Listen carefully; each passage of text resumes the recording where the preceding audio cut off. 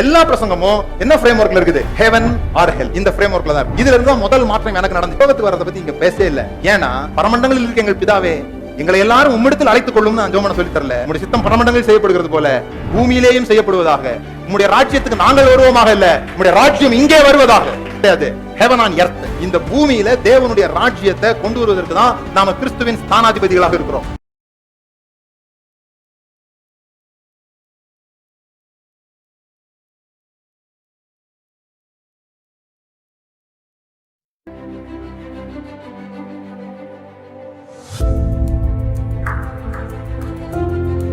இது வரைக்கும் நீங்க என்ன கத்துக்கிட்டீங்கன்னா, பணக்காரங்கள் ஆகணும்னு சொல்லி சொன்னா உங்களுடைய வருமானத்தை பெருக்கணும் அல்லது செலவுகளை குறைக்கணும். அதுக்கு என்ன பண்ணணும்னு சொன்னா, உங்க பணம் எப்படி வேலை செய்கிறது, எவ்வளவு வருகிறது, எவ்வளவு போகிறது அப்படிங்கிறது உங்களுக்கு தெரியணும். இதெல்லாம் எப்படி மெத்தடா செய்யறது அப்படிங்கிறது தான் நம்ம அந்த கோர்ஸ்ல நம்ம நடத்துறோம். இன்னொரு மிக முக்கியமானது, நீங்க பணக்காரர் ஆகணும்னா முதலாவது நீங்க செய்ய வேண்டியது உங்கள் கடனில் இருந்து நீங்க வெளியே வரணும். கடனில் இருந்து வெளியே வரணும். கடன்ன்றது ஒரு குழி. இப்ப குழியில இருந்து ஒருத்தன் வெளியே வரணும்னா தொடர்ந்து பள்ளம் வெட்டுறதையாவது நிறுத்தணும். நான் வெளியே வர போறேன்னு தொடர்ந்து பள்ளம் வெட்டிக்கிட்டே இருக்க கூடாது. நிறைய பேர் அதை செய்யறாங்க. கடனை அடைக்கிறதுக்கு கடன் வாங்குவாங்க பாருங்க. அது வந்து ஒரு பெரிய க்ரூயல் ஜோக். அது கடன் வாங்குவதற்கு கடன் அடைப்பது, இன்னும் கடன் வாங்குறது. சோ அதுல நான் இன்னைக்கு உங்களுக்கு முக்கியமான விஷயம் சொல்றேன். யாராவது கிரெடிட் கார்டு வச்சிருந்தீங்கன்னா உங்களால அதை மேனேஜ் பண்ண முடியலன்னா முதல்ல கிரெடிட் கார்டை க்ளோஸ் பண்ணி கட் பண்ணி தூக்கி எறிஞ்சிடுங்க. கிரெடிட் கார்டால அழிகிறவர்கள் அதிகமான பேர் இருக்கிறாங்க. நான் வந்து 2005 இருந்து கிரெடிட் கார்டு யூஸ் பண்றேன். 2005 இருந்து இப்போ என்ன 2023, அப்போ கிட்டத்தட்ட 18 வருஷம் நான் கிரெடிட் கார்டு யூஸ் பண்றேன். இந்த 18 வருஷத்துல 18 × 12 போட்டுங்க எத்தனை மாதங்கள்னு சொல்லி. இந்த 18 வருஷத்துல ஒரே ஒரு முறை கூட நான் வந்து அந்த கிரெடிட் கார்டு டியூ டேட் முடிஞ்சு பணம் கட்டினது இல்லை. ஒரு முறை கூட. ஒரே ஒரு முறை நான் மறந்துட்டேன். 3 நாள் அதை நான் ஏதோ ஒரு காரணங்களால மறந்துட்டேன். சோ எனக்கு 100 ரூபாய் ஃபைன் போட்டிருந்தாங்க. 100 ரூபாய் ஃபைன் போட்டிருந்தாங்க. நான் வந்து அந்த பேங்க் காரங்களுக்கு போன் பண்ணி பேசினேன். இத்தனை வருஷம் நான் வந்து உங்களுக்கு பணம் கட்டாம இல்ல, நான் தொடர்ந்து கட்டியிருக்கிறேன். இந்த முறை மிஸ்டேக் நடந்துருச்சு, ஆனா எனக்கு அதை வேவ் பண்ணணும் அப்படின்னு சொல்லி நான் பேசினேன். நான் முதல்ல கஸ்டமர் கேர்ல பேசும்போது முடியாதுன்னாங்க. நான் சொன்னா முடியாதுன்னு சொல்லி சொன்னா, நான் உங்களுடைய சர்வீஸ் எனக்கு வேண்டான்னு தான் முடிவு பண்ண போறேன், இந்த பேங்க்ல எனக்கு அக்கௌண்ட் வேண்டான்னு முடிவு பண்ண போறேன் அப்படின்னு சொல்லி சொன்ன உடனே அவங்க இறங்கி வந்தாங்க. பிறகு நான் அதுக்கு ஒரு 100 ரூபாய்க்கு சொல்றேன். நான் 100 ரூபாய் நான் பிறகு ஒரு மெயில் போட்டு அதை நான் திரும்பி வாங்கிட்டேன். இதெல்லாம் சிஸ்டம் இருக்கு பேங்க்ல. எடுத்துட்டாங்கன்னா எடுத்ததே கிடையாது. போய் பேசினாலாம் கொடுப்பாங்க. கிரெடிட் கார்டு நிறைய ஆயிடுச்சுன்னு சொல்லி சொன்னா என்னால இவ்வளவுதான் பணம் கட்ட முடியும், செட்டில்மெண்ட் எல்லாம் பேச முடியும். அதே தான் கடன்காரங்கள்ட்டையும் பேசுறது. எப்படி கடன்காரங்கள்ட்ட பேசணுன்றதையும் நான் சொல்லி கொடுக்குறேன். இந்த கோர்ஸ்ல அதை நம்ம சொல்றோம். எப்படி கடன்காரங்கள்ட்ட பேசி அதை வந்து முடிவு பண்றது, போன் எடுக்காம தப்பிக்கிறது, அதெல்லாம் வந்து கூடுதல் பிரச்சனை தான் உண்டு பண்ணுமே தவிர கடனை தீர்க்கறதுக்கு அது ஓடி ஒழியறது, போன் எடுக்காம இருக்கிறது, அதெல்லாம் வந்து தீர்வு கிடையாது. முதலாவது நீங்க இன்டென்ஷனலா கடன்ல இருந்து வெளியே வரணும் அப்படின்றத நீங்க யோசிக்கணும். நான் வந்து என்னுடைய வீட்டுல நாங்க மிகப்பெரிய பாதிப்புல இருந்தது கடன்ல தான். என்னுடைய தகப்பனார் வந்து கடை வச்சிருந்தாங்க. எவ்வளவோ உழைப்பாங்க, ஆனா அந்த பணம் நிக்காது, கடன் வாங்குவாங்க. அது ஒரு எக்ஸ்ட்ரீமான முடிவுகளுக்கெல்லாம் அவங்களை தள்ளிச்சு. ஆனா ஒரு நாள் அவங்க ஒரு முடிவு பண்ணாங்க, இனிமே கடன் வாங்குறது இல்லை அப்படின்னு ஒரு முடிவு பண்ணாங்க. அங்க வந்து தண்டல்னு சொல்லுவாங்க. அதாவது ஒரு ஒரு ஒரு 1000 ரூபாய் கேட்டா 900 ரூபாய் கொடுப்பாங்க. அதுக்கப்புறமா டெய்லி 10 ரூபான்னு சொல்லி எவ்வளவு நாள் வாங்குவாங்க. அது ஒரு 1000 ரூபாய் வாங்குவாங்க. கிட்டத்தட்ட 200 ரூபாய் அவங்களுக்கு போகும். முதல்ல 100 ரூபாய் எடுத்துருவாங்க, அப்புறமா நம்ம 1000 ரூபாய் திருப்பி கட்டுவோம்.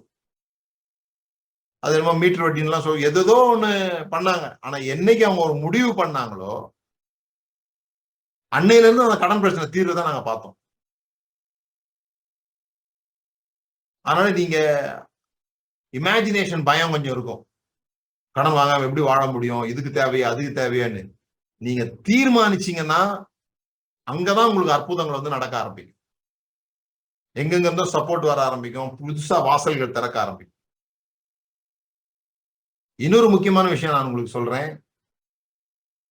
ஒரு 2 வகையான சம்பாத்தியம் இருக்குது. ஒண்ணு வந்து லீனியர் இன்கம், இன்னொன்னு வந்து ரெசிடுயல் இன்கம். இந்த லீனியர் இன்கம் அப்படின்னு சொன்னா, ஒரு வேலைக்கு இப்போ நீங்க வந்து ஒரு பிளம்பர்னு வச்சுக்கோங்க. ஒரு பிளம்பர் ஒரு வீட்டுல உங்களை கூப்பிடுறாங்க, ஐயா பைப் லீக் ஆகுது, இந்த பைப்பை வந்து மாட்டிட்டு போங்க அப்படின்னு கூப்பிடுறாங்க. நீங்க போய் அந்த பைப்பை மாட்டிட்டீங்கன்னா அந்த மாட்டுறதுக்கான காசு கொடுப்பாங்க. அடுத்த நாள் நீங்க போய் அந்த வீட்டுல காசு கேட்கறீங்கன்னு வச்சுக்கோங்க, உங்களை அடிப்பாங்க. நேத்து செஞ்சதுக்கு நேத்தே சம்பளம் கொடுத்தாச்சு. ஒரு முறை வேலை செய்தா ஒரு முறை தான் உங்களுக்கு சம்பளம்னா அதுக்கு பேர் லீனியர் இன்கம். ஒரு இன்கம் தான். இப்ப நான் வந்து ஒரு புக் எழுதியிருக்கிறேன். இப்ப கூட ஒரு புக் எழுதியிருக்கிறேன். இந்த ஜனவரியில கேம்ப்ல 3 நாள் நம்ம ரீதிங்கர்ஸ் கேம்ப் நடக்குது இல்லையா, தஞ்சாவூர்ல. அதுல வந்து அதை வெளியிட போறோம். இது மாதிரி நான் ஏற்கனவே ஒரு 7 புஸ்தகங்கள் எழுதியிருக்கிறேன். இப்ப இந்த புஸ்தகம் எழுதும் போது ஒரு 3 மாசத்துக்கு வேற எந்த வேலையும் செய்ய முடியாது. 3 மாசம் எனக்கு வேற வெளி மீட்டிங் போக முடியாது, மற்ற மெசேஜஸ் ப்ரிப்பேர் பண்ண முடியாது. இதுலயே தான் மைண்ட் இருக்குதுன்னு வச்சுக்கோங்களேன். 3 மாதம் எனக்கு வேற சம்பாத்தியம் கூட இல்லாம இருக்கலாம். ஆனா நான் 3 மாசம் கஷ்டப்பட்டேன். 3 மாசம் கஷ்டப்பட்டு இந்த புஸ்தகத்தை எழுதின பிறகு நான் ஒரு முறை கூட இதுக்காக நான் வேலை செய்ய போறது இல்லை. ஆனா அது ஒவ்வொரு முறையும் இந்த புஸ்தகம் விற்கும் போது எனக்கு சம்பளம் வந்துகிட்டு இருக்கு. இதுதான் ரெசிடியல் இன்கம். ஒரு முறை வேலை செய்வது நிமித்தமாக பல முறை எனக்கு அது வருமானம் உண்டாக்குவதுதான் ஸ்மார்ட் ஒர்க். நீங்க வக்கீலா இருக்கலாம், நீங்க டாக்டரா இருக்கலாம், ஆனாலும் நீங்க லீனியர் இன்கம்ல தான் இருக்கிறீங்க. ஏன்னா நீங்க ஒவ்வொரு முறையும் அந்த பேஷண்ட்டை பார்க்க வேண்டியிருக்கு. 2வது விஷயம், ஒவ்வொரு முறையும் நீங்க அங்க இருக்க வேண்டியது இருக்குது. இப்ப நான் ஒரு புஸ்தகம் எழுதியிருக்கிறேன். அந்த புஸ்தகம் அமெரிக்காவில் விற்குதுன்னு வச்சுக்கீங்க, அது விற்கும் போது நான் தூங்கிக்கிட்டு இருப்பேன். அதை விற்பதற்கு நானு அங்க இருக்க வேண்டிய அவசியம் இல்லை. அப்ப நான் இல்லாமலே எனக்கு வருமானம் உண்டாகுது. நான் ஒரு முறை செய்த வேலைக்கு பல முறை எனக்கு வருமானம் உண்டாகுது. அப்படிப்பட்ட வேலைகளை நீங்க உட்கார்ந்து யோசிக்கணும். இதெல்லாம் இதுதான் வேலை. உண்மையிலே இதுக்கு பேர் ஒர்க். நீங்க போறதுக்கு பேர் ஜாப். ஆனா ஒர்க்ன்றது இந்த இந்த எப்படிப்பட்ட வேலையை தீர்மானிப்பது. என்னுடைய ஒரு நாள் முழித்திருக்கிற நேரத்துல எவ்வளவு நேரம் இந்த ரெசிடியல் இன்கம் என்று சொல்லப்படுகிற ஒரு முறை வேலை செய்தால் பல முறை வருமானம் வருகிற ஒரு வேலைக்கு எவ்வளவு நேரம் நான் வந்து என்னுடைய நேரத்தை நான் ஒதுக்குகிறேன் அப்படின்னு நீங்க யோசிக்கணும். சோ இந்த ரெசிடியல் இன்கம் பத்தி நிறைய யோசிங்க. கிரெடிட் கார்டை க்ளோஸ் பண்ணுங்க. கிரெடிட் கார்டை யூஸ் பண்றவங்க சரியான முறையில் யூஸ் பண்ணீங்கன்னா உங்களுக்கு லாபம். 45 நாள் தர்றாங்க கிரெடிட் கார்டு வந்து இன்ட்ரெஸ்ட் ஃப்ரீயா. ஒரு பொருளை வாங்கிக்கிறோம், அதை 45 நாள் கழிச்சு தான் பணம் கட்ட போறோம். ஏன்டா இன்னைக்கு பணம் இல்ல, நான் வாங்கிக்கிறேன், 45 நாள் கழிச்சு கட்ட போறோம். ஆனா ஒரு நாள் நீங்க லேட் பண்ணாலும் வட்டி வந்து அதிகமா இருக்கும். சோ நீங்க அதை சரியா நிர்வாகம் பண்ண தெரியாதவங்க கிரெடிட் கார்டு பக்கம் போகாதீங்க. கிரெடிட் கார்டு வச்சிருக்கிறவங்க ஒரு கிரெடிட் கார்டு மட்டும் வச்சுக்கோங்க. நிறைய பேங்க் கிரெடிட் கார்டு யூஸ் பண்ணாதீங்க. அந்த ஒரு கிரெடிட் கார்டை 15 வருஷமா நான் ஒரே கிரெடிட் கார்டு தான் வச்சிருக்கிறேன். அதனாலதான் நான் இப்போ எப்பாவது நான் பணம் கட்டாம விட்டுட்டேன் அப்படின்னு சொல்லி சொன்னா என்ன அவங்க வந்து வேல்யூபிள் கஸ்டமரா பார்ப்பாங்க. ஏன்னா நான் ரொம்ப நாளா வச்சிருக்கிறேன். இது போல நிறைய விஷயங்கள் இருக்குது. கிரெடிட் ஸ்கோரு, அந்த மாதிரி கிரெடிட் ரிப்போர்ட் அப்படிலாம் நமக்கு பின்னால இருக்கு. அதை பொறுத்துதான் நமக்கு திடீர்னு நமக்கு பணம் தேவைப்பட்டா வாங்கி கொள்ளுங்க. சோ சேவிங்ஸ் வந்து ரொம்ப முக்கியமா இருக்குது. அதை முதலாவது செய்யுங்க. ஆனா நீங்க சேவிங்ஸா பேங்க்ல பணம் வச்சிருந்தீங்கன்னா அது உங்களுக்கு நஷ்டத்தை உண்டு பண்ணும். ஏன்னா இன்னைக்கு நீங்க 1 ரூபாய் நீங்க அதுல சேமிக்கிறது, நாளைக்கு அதனுடைய மதிப்பு 1 ரூபாய் கிடையாது. நாளைக்கு அதனுடைய மதிப்பு 95 காசு. அடுத்த வருஷம் அந்த 1 ரூபாய் பேங்க்ல இருந்ததுன்னா அதனுடைய மதிப்பு 80 காசு. இததான் பண வீக்கம்னு சொல்றாங்க, இன்ஃபிளேஷன் சொல்றாங்க. நீங்க நினைச்சிருப்பீங்க 30,000 ரூபாய் என் கையில இருக்குதுன்னு சொல்லிட்டு. 30,000 ரூபாய் 3 வருஷத்துக்கு முன்னால இருக்கிற 30,000 ரூபாய் அப்படியே இருந்துச்சுன்னா 3 வருஷத்துக்கு முன்னால 30,000 ரூபாய் ஆனா இன்னைக்கு அதனுடைய மதிப்பு 23,000 ரூபாய் தான் இருக்கும். இன்ஃபிளேஷன், பணவீக்கம் இது நடந்துகிட்டே இருக்கும். சோ அப்ப நீங்க என்ன பண்ணணும்னா அதை முதலீடு செய்ய பார்க்கணும். உங்ககிட்ட இருக்கிற சேமிப்புகளை சரியான விதத்துல முதலீடுகள் செய்து அந்த முதலீடுகள் மூலமா வர்ற வருமானம் உங்களோட வருமானத்தை விட அதிகமாகும் போது நீங்க பண சுதந்திரம் அடைந்து விட்டீர்கள் என்று அர்த்தம். இப்படி சொல்றேன். நீங்க வேலைக்கு போறீங்க, 1 லட்சம் ரூபாய் சம்பாதிக்கிறீங்க, மாசம் 1 லட்சம் ரூபாய் சம்பாதிக்கிறீங்க. அதுல இருந்து நீங்க ஒரு 20,000 ரூபாய் மாசம் சேமிக்க முடியுது உங்களால.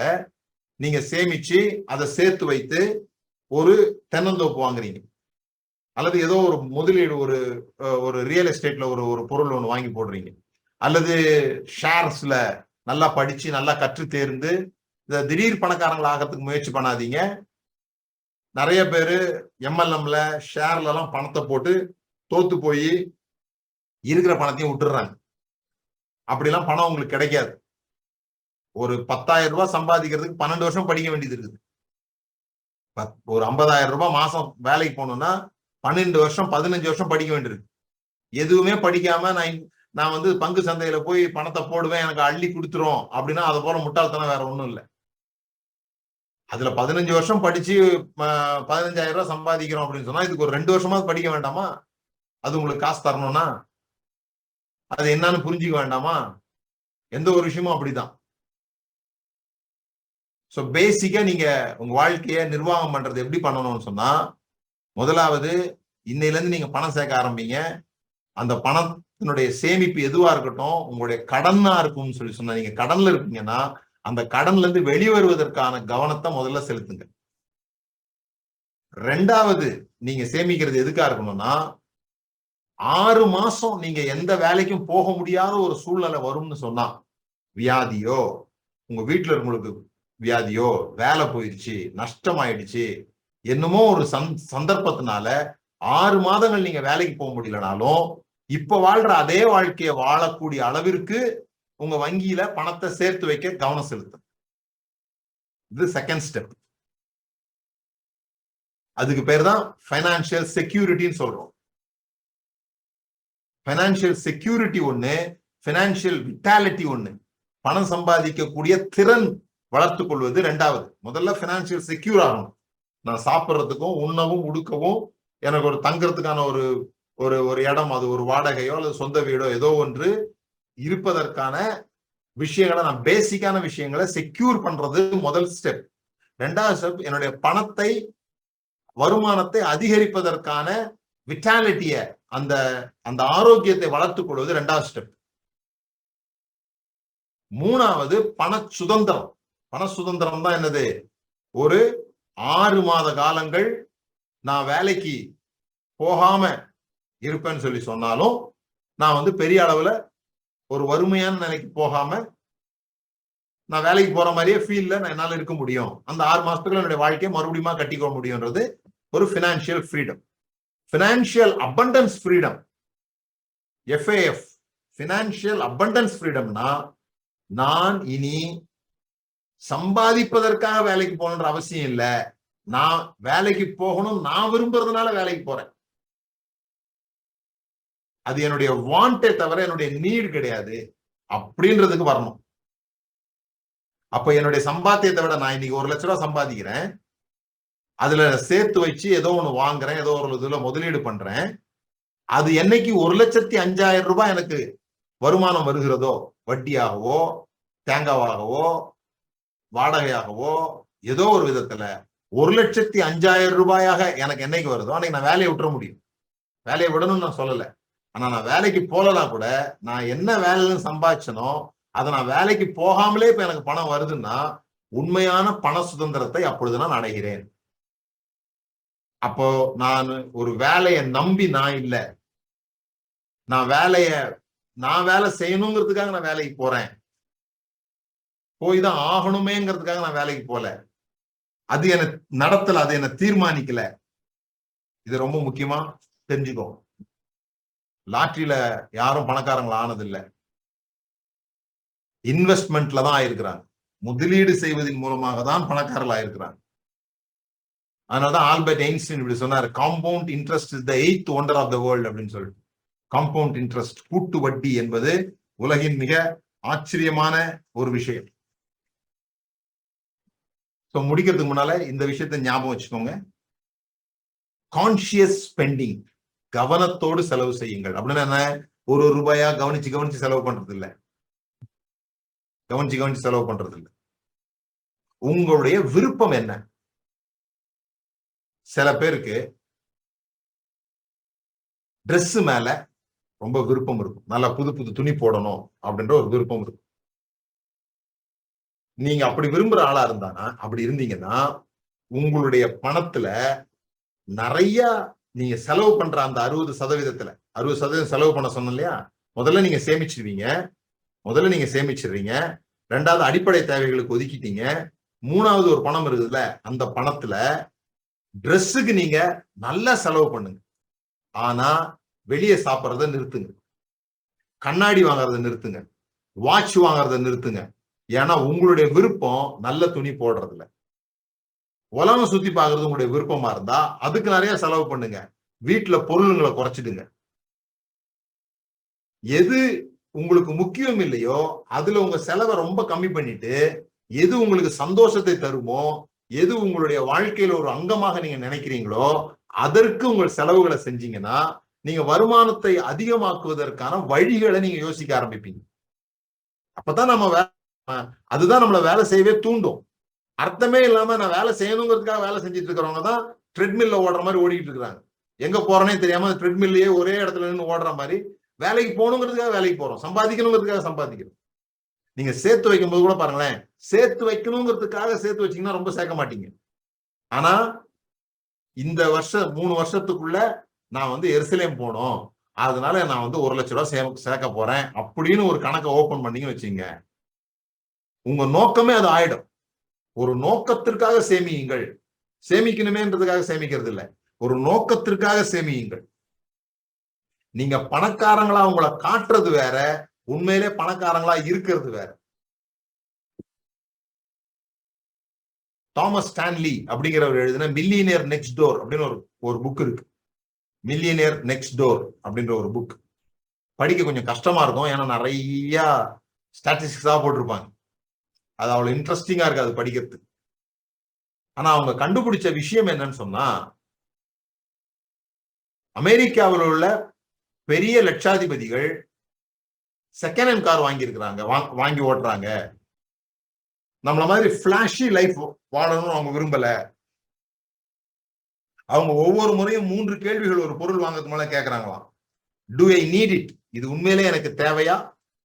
2வது, can I live with less of it? இதுல ரொம்ப குறைச்சலா வச்சுக்கிட்டு, இந்த பொருளை ரொம்ப குறைச்சலா வச்சுக்கிட்டு நான் வாழ முடியுமா? 3வது, can I get for cheaper? நான் அடிக்கடி ஒரு எக்ஸசைஸ் செய்ய சொல்லுவேன் இந்த மாதிரி நிகழ்ச்சிகள் நடத்தும் போது. உங்களுடைய 5 முக்கியமான நண்பர்கள், ஃப்ரெண்ட் அப்படின்னு சொல்லக்கூடிய 5 பேருடைய பேர் உங்களுக்கு ஞாபகம் தான் எழுதிக்கோங்க. அதுக்கு நேரா அவர்களுடைய வருமானத்தை எழுதுங்க. உங்களுக்கு கரெக்டா தெரிய வேண்டிய அவசியம் இல்லை, இவ்வளவு சம்பாதிப்பான்னு உங்களுக்கு தெரியும், அதை நீங்க எழுதுங்க. 5 நண்பர்களுடைய பேரு, அதுக்கு நேரா அவருடைய வருமானம்.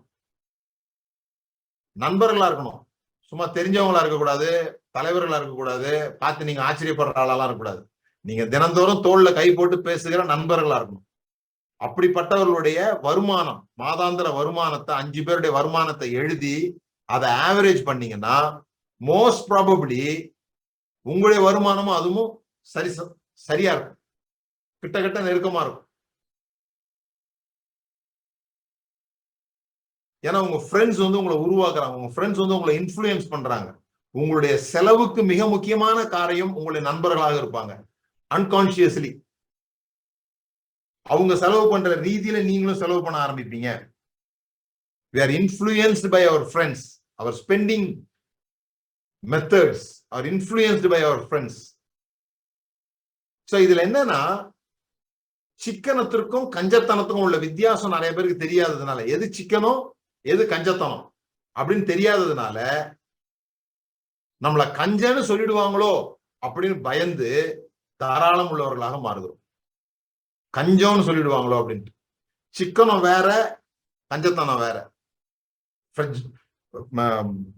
நீங்க சீப்பானவங்க, அதாவது கஞ்சத்தனமா இருக்கிறவங்க இருக்கிறாங்கல்ல, அவங்க வந்து எல்லாத்துலயும் விலைதான் பார்ப்பாங்க. விலைதான் அவங்களுக்கு ரொம்ப முக்கியமா இருக்கும். ஆனா சிக்கனம் உள்ளவங்களுக்கு அந்த பொருளுடைய மதிப்பு முக்கியமா இருக்கும். அதனாலதான் அவங்க சில பொருளை விலை அதிகமா கொடுத்து கூட வாங்குவாங்க, சில பொருளை வாங்கவே மாட்டாங்க.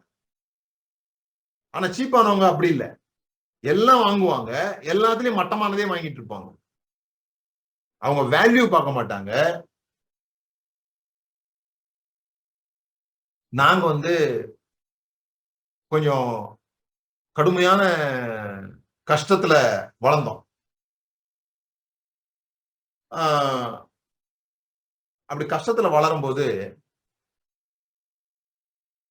நானு பர்சனலா ஒரு நாளும் கஷ்டத்தை ஃபீல் பண்ணதில்லை. நான் துணிக்காக ஏங்கின மாதிரியோ, ஐயோ ஓட்ட, சில பேர் சொல்லுவாங்கல்ல, நாங்க ஓட்ட ட்ரௌசர் தான் போட்டு போனோம் அப்படின்லாம் சொல்லுவாங்கல்ல, அந்த மாதிரி நான் எனக்கு தெரியவே இல்லை. ஷூவோ அல்லது எந்த ஒரு பொருளோ நல்ல பொருளா நான் வைக்கல அப்படின்ற ஒரு ஏக்கமோ, மத்தவங்க எனக்கு கேவலமா பார்த்தாங்கன்ற மாதிரியோ எனக்கு ஞாபகமே இல்லை. எங்க வீட்டுல கஷ்டம், ஆனா கிறிஸ்துமஸுக்கு துணி எடுக்கலையே அப்படின்னு நான் கவலைப்பட்ட மாதிரியோ அப்படி எனக்கு தெரியல. ஆனா எனக்கு இன்னொரு விஷயம் தெரியுது. எங்க அப்பா தனக்குன்னு சொல்லி ஒரு லுங்கி இருக்கும்போது கூடுதலான ஒரு பொருளை வாங்கினதாகவோ அவங்களுக்கு வாங்கிக்கிட்டதாகவோ எனக்கு ஞாபகம் இல்லை. அது எங்க அம்மாவுடைய வற்புறுத்தல்னால வாங்கியிருக்கலாம் சில விஷயங்கள். இது வந்து கஞ்சத்தனம் கிடையாது, இது வந்து சிக்கனம். சிக்கனவாதிகள் தங்களுக்கு சிக்கனமா இருப்பாங்க, மற்றவர்களுக்கு கஷ்டப்படுத்த மாட்டாங்க. கஞ்சத்தனம் உள்ளவங்க எல்லாரையும் கஷ்டப்படுத்துவாங்க, தங்களை சுத்தி உள்ளவங்க எல்லாரும் பாடுபடுவாங்க அவங்களால. அவன் தான் கஞ்சன், இவனோட வாழ்றதே கஷ்டமா இருக்குது அப்படின்னா. ஆனா வருமானம் இவ்வளவுதான் வருது, சோ நான் சிக்கனமா இருப்பேன் மத்தவங்களுக்கு கொடுப்பதற்காக. நான் ஒரு கதை வாசித்தேன். ஒரு ஆள் கோயில் கட்டினார். கோயில் கட்டுறதுக்கு அவர் பாதி கட்டிட்டாரு, இப்ப மீதி கட்ட முடியல, பணம் வரல, அதுக்காக அவரு வெயிட் பண்ணிட்டு இருந்தாரு. அப்போ ஒருத்தர் சொன்னாரு, அந்த அந்த ஊர்ல ஒரு பணக்காரரை சொல்லி, அங்க போங்க, அவர் கோயில் கட்டுறதுக்கு பணம் தருவாரு, போய் அதை வாங்கிக்கோங்க அப்படின்னு சொல்லியிருக்கிறாரு. சரி, இவரும் போறாரு, போய் அப்பாயின்மெண்ட் வாங்கிட்டு போய் ரூம்ல இருக்கிறாரு. அப்ப திடீர்னு சவுண்டு கேக்குது, ஒருத்தனை அடிக்கிற சவுண்டு கேக்குது. என்னன்னு பார்த்தா அந்த அவர் வந்து வேலைக்காரனை அடிச்சுட்டு இருக்கிறாரு. வேலைக்காரனை அடிச்சிட்டு இருக்கிறாரு. என்னன்னு சொன்னா, பருப்பு வாங்கிட்டு வரும்போது 4-5 பருப்பு கீழே சிந்திட்டானோ. 4-5 பருப்பை கீழே சிந்திட்டதுனால செம்ம அடி. இவர் பார்த்தாரு, 4-5 பருப்பு சிந்ததுக்கு இந்த அடி அடிக்கிற மனுஷங்கிட்ட கோயில் கட்டினா எனக்கு இத்தனை லட்ச ரூபா வேணும்னா நம்மள அடிக்க போறான், எங்க இருந்து தர போறான் அப்படின்ட்டு ஒன்னும் சொல்லிக்காம கொள்ளாம திரும்பி போயிட்டாரு. அப்புறம் கொஞ்ச நாள் கழிச்ச பிறகு அவரை பார்த்தவர் சொன்னாரு, என்ன நீங்க போனீங்களா, காசு கிடைச்சுதான்ட்டு. எங்கங்க 4 பருப்பு சிந்ததுக்கு அந்த அடி அடிச்சுருக்கிறாரு, அவர்கிட்ட போய் எங்க கேட்க அப்படின்னு. இல்ல நீங்க மறுபடியும் போய் கேளுங்க அப்படின்னு போயிருக்காரு. அன்னைக்கும் மறுபடியும் அதே மாதிரி சத்தம் கேக்குது, அடி வாங்குற சத்தம் கேக்குது. போய் பார்த்தா என்ன விஷயம்னா, இல்ல எண்ணெய் வாங்கிட்டு வந்திருக்கிறான், அதுல கொஞ்சம் கொட்டிடுச்சான், அதனாலதான் இந்த அடின உடனே அவர் திரும்பி வந்துட்டார். 3வது முறையும் அவர் போகிற சந்தர்ப்பம் கிடைச்சிருக்கு, போயிருக்கிறார். போகும்போது அந்த பணக்காரர் அவரை நிறுத்திட்டாரு. நிறுத்திட்டு, 2 முறையா வர்றீங்க, நீங்க பாட்டுக்கு போயிட்டீங்க, ஒன்னும் நீங்க வந்து எதுக்கு வந்தீங்கன்னே தெரியல, என்ன விஷயம் அப்படின்னு கேட்ட உடனே, ஒண்ணும் இல்லைங்க, இந்த மாதிரி கோயில் கட்டிட்டு இருந்தேன், நின்னு போச்சு, அதுக்கு ஒரு 5 லட்சம் ரூபாய் தேவைப்படுது, அதனாலதான் வந்தேன், ஆனா சூழ்நிலை சரியில்லை, அதனால போயிட்டேன் அப்படின்னு. இதை முதல்ல சொல்ல வேண்டியதானே அப்படின்னு டக்குன்னு செக் புக் எடுத்து 5 லட்சத்தை எழுதி கையில கொடுத்துட்டாரு. இவருக்கு என்னடா இது அப்படின்னு ஒன்னும் புரியல, அப்படியே நின்றுட்டே இருக்கிறாரு. என்ன நிக்கிறீங்க, என்ன சொல்லுங்க, இல்ல ஒரு விஷயம் கேட்கலாமா, சொல்லுங்க. அப்ப அவர் சொன்னாரா, அன்னைக்கு வந்தேன் 4 பருப்பு சிந்திட்டான்னு அடிச்சிட்டு இருந்தீங்க, அடுத்த நாள் வந்தேன் எண்ணெய் சிந்திட்டான்னு அடின்னு அடிச்சிட்டு இருந்தீங்க, இன்னைக்கு 5 லட்சம் ரூபாய் கேட்டேன், உடனே எழுதி கொடுத்துட்டீங்க, உங்களை புரிஞ்சுக்க முடியல, இதை பத்தி தெரிஞ்சுக்கலாமான்னு கேட்டது. அப்பதான் அவர் சொன்னாராம், இந்த 5 லட்சம் கொடுக்கறதுக்கு தான் அந்த பருப்பையும் என்னைக்கும் அந்த அடி அடிச்சானா. அங்கெல்லாம் நான் கவனமா இருக்கிறதுக்கு காரணம் இப்படி கொடுக்கணுங்கிறதுக்காக தான். இதையும் செஞ்சு அதையும் செய்ய முடியாது, அங்க அப்படி கவனமா இருந்தாதான் நான் இங்க இதை கொடுக்க முடியும். அதுதான் நான் முதல்ல சொன்னேன். கான்சியஸ் ஸ்பெண்டிங்னா நான் எதை விரும்புகிறேனோ அதுக்கு நான் பணம் செலவு பண்ணணும். ஆனா நான் 10 விரும்புவேன் அப்படின்னு சொல்லக்கூடாது. எனக்கு எதெல்லாம் விருப்பம் இல்லையோ, முக்கியம் இல்லையோ, அதெல்லாம் அதுல நான் இறக்கம் இல்லாம கஞ்சத்தனமா இருப்பேன். இறக்கம் இல்லாம சிக்கனம் காட்டுவேன். இதுல நான் தாராளமா இருப்பேன். ஏன்னா கஞ்சத்தனத்துக்கும் சிக்கனத்துக்கும் உள்ள வித்தியாசத்தை புரிஞ்சுக்கணும். கஞ்சத்தனம்ன்றது காஸ்ட மட்டும்தான் பார்க்கும். சிக்கனம்ன்றது அந்த பொருளுடைய மதிப்பை பார்க்கும். கஞ்சத்தனம் அப்படிங்கிறது மத்தவங்களுக்கு எல்லாம் கஷ்டத்தை கொடுக்கும். சிக்கனம்ன்றது தனக்கு கஷ்டத்தை கொடுக்கும். இன்னும் நிறைய விஷயங்கள் நம்ம சொல்லலாம். ஆனா இப்ப எல்லாரும் என் கூட சேர்ந்து சில விஷயங்கள் செய்ய போறீங்க. பணம் எல்லா தீமைக்கும் வேறா இருக்கிறது. சத்தமா சொல்லுங்க பார்க்கலாம். பணம் எல்லா தீமைக்கும் வேறா இருக்கிறது. சொல்லுங்களேன். சொல்றீங்களா? பணம் எல்லா தீமைக்கும் வேறா இருக்கிறது. பணமும் நட்பும் எண்ணெயும் தண்ணீரும் போல ஒன்றோடு ஒன்று ஒட்டாது. பணம் வந்து விட்டால் ஆள் கெட்டு போய்விடுவார்கள். பணம் ஒரு ஆளை மோசமானவனா மாத்திடும். சொல்லிட்டீங்களா? ஓகே. இப்ப பணம்னா என்னன்றதை பார்த்துருவோம். பணம்னா என்ன? பணம்னா ஒரு உபகரணம், ஒரு டூல். அல்லது நீங்க ஃப்ரெண்ட்ஷிப் வித் மணி கலந்துக்கிட்டீங்கன்னா அதுல நான் என்ன சொல்லி கொடுத்துருக்கேன்னா, பணம்னா ஒரு எனர்ஜி, ஒரு சக்தி. பணம் இருந்ததுன்னா சக்தியோடு கூட இருக்க முடியும். பணம்னா ஒரு சக்தி. இப்ப எல்லாரும் எங்களை சேர்ந்து சொல்லுங்க பார்க்கலாம். சக்தி எல்லா தீமைக்கும் காரணமா இருக்கிறது. சக்தியும் நட்பும் ஒன்றோடு ஒன்று ஒத்து போகாது. சக்தி வந்தால் மனிதன் அரக்கனாக மாறி விடுவான். சொல்ல முடியுதா உங்களால? பணம் எல்லா தீமைக்கும் காரணமா இருக்குதுன்னு சொல்ற நம்மளால சக்தி எல்லா தீமைக்கும் காரணமா இருக்குன்னு சொல்ல முடியுமா? சொல்ல முடியாது. அப்போ அது பொய்யான ஸ்டேட்மெண்ட்.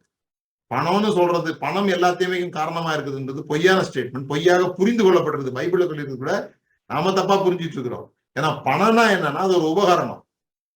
அது சுத்தியல் மாதிரி வச்சுக்கோங்க. ஆணி அடிக்கிறதுக்கு உதவிகிற சுத்தியல். சுத்தியல் எல்லா தீமைக்கும் காரணமா இருக்கிறது. சுத்தியலும் நட்பும் ஒன்றாக போகாது. சுத்தியல் ஒரு மனிதன் எடுத்து இருந்தால் அவன் அரக்கனாக மாறி விடுவான். அப்படி சொல்ல முடியுமா? சொல்ல முடியாது. இது மாதிரிதான் நம்மளுடைய பிலீஃப் சிஸ்டத்தை நம்ம மாத்தி ஆகும். நம்முடைய வார்த்தைகளினால பிலீஃப் சிஸ்டத்தை மாத்தி ஆகும். எனக்கு இது வேண்டும் அப்படின்னு சொன்னீங்கன்னா உங்ககிட்ட இல்லைன்னு அர்த்தம்.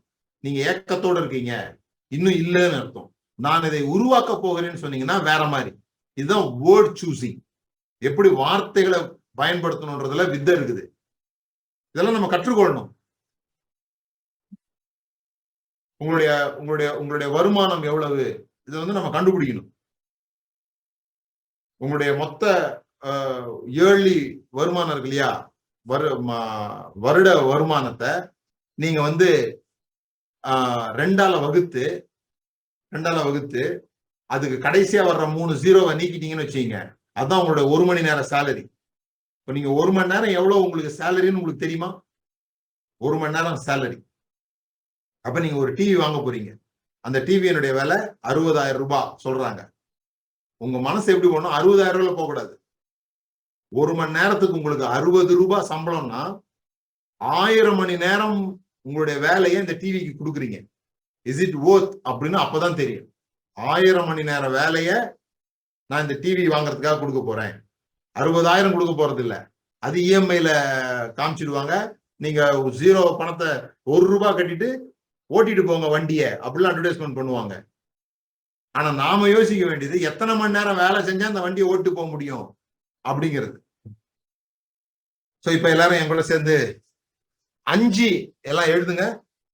5 பாசிட்டிவ் வேர்ட்ஸ், பணத்தை குறித்து வர்ணிக்கிற 5 நல்ல வார்த்தைகளை எழுதுங்க. இந்த வார்த்தை எழுதக்கூடாது. பணம் என்றால் நன்மை, இதை எழுதக்கூடாது. இது போல 5 வார்த்தை எழுதுங்க. 5 வார்த்தை. பணம் என்றால் நன்மை எழுதிட்டீங்களா? ஓகே. அடுத்தது, ஐ ஆம் கிரேட்ஃபுல் டு மணி. நான் பணத்துக்கு நன்றியுள்ளவனாயிருக்கிறேன் ஏனென்றால் அப்படின்னு ஒரு சென்டென்ஸ் எழுதுங்க. நான் பணத்துக்கு நன்றி உள்ளவனாயிருக்கிறேன் ஏனென்றால் அப்படின்னு ஒரு சென்டென்ஸ் எழுதுங்க. இப்ப நாம கண்களை மூடி ஒரு சின்ன மெடிடேஷன் பண்ணி அப்படியே நான் முடிச்சிடுவேன்.